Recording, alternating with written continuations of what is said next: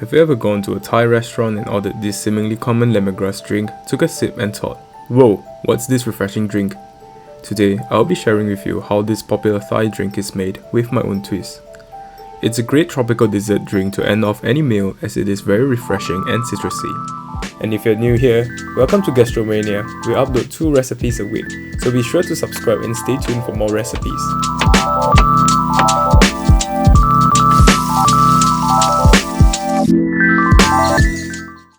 Let's start off with the ingredients.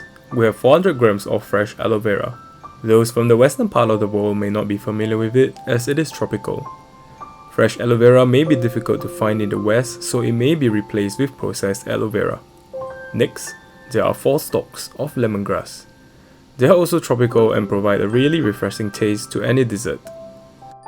Next, we also have wolfberries to make the dessert more colorful. They have to be soaked for at least 10 minutes prior to cooking. Lastly, we have 3 fresh mangoes, about 150 grams each. The ingredients are few and easy to process. For the lemongrass, we have to remove the outermost layer as it is very fibrous. Next, chop off its root and cut them into small slices so that they can release its flavors into the dessert much faster when boiled.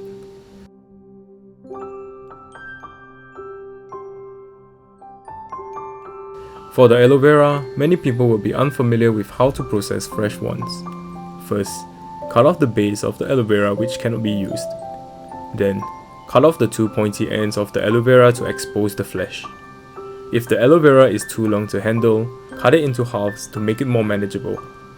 From either exposed ends, start slicing into the aloe vera and make a horizontal cut across the whole width.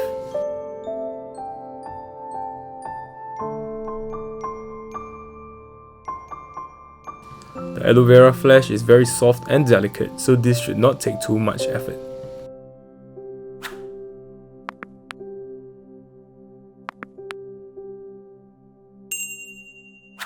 Trim off the edges that could not be cut off and repeat this for the skin on the other side.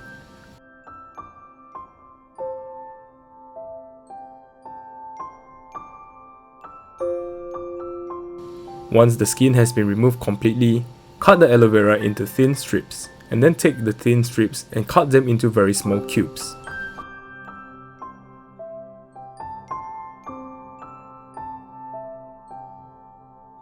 For 400 grams of aloe vera, you should be able to get about 150 grams of flesh or so. Next, cut the mangoes in a similar fashion. First, remove the large seed in the middle, then slice the flesh into thin strips and then into small cubes. Just keep the dimensions of the mango cubes the same as the aloe vera cubes, making them 2 to 3 mm cubes. With all the ingredients chopped up, we can start with the cooking process. First, add about 4 large pieces of rock sugar, adjusting it to your preference for sweetness. Pour hot over them and turn on the stove. Add in the cut lemongrass and allow the water to reach a boil.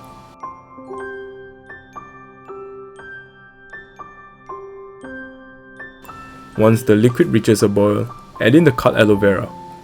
At this point, if you taste the aloe vera, there will be a very strong raw taste and it is unsuitable for consumption.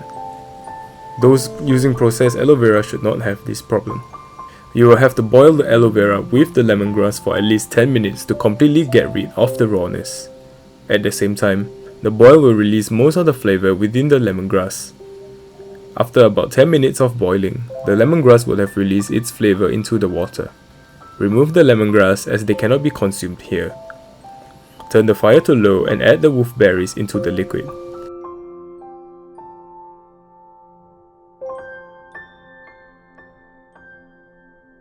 Doesn't this look amazing already?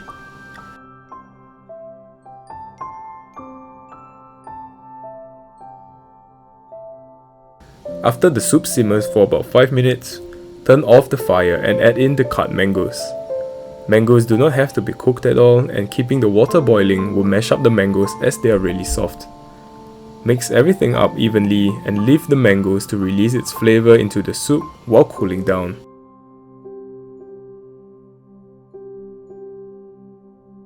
Once the soup has cooled down sufficiently, it can be covered and chilled in the fridge for at least 2 hours or until it's time for serving. An optional item to add would be limes. Cut them up thinly and do not add them until it's time to serve. Over-soaking them will cause them to release a slightly bitter taste. Once it's time to serve, you can serve it as a drink in a glass, complete with a slice of lime and trimmed lemongrass as garnish.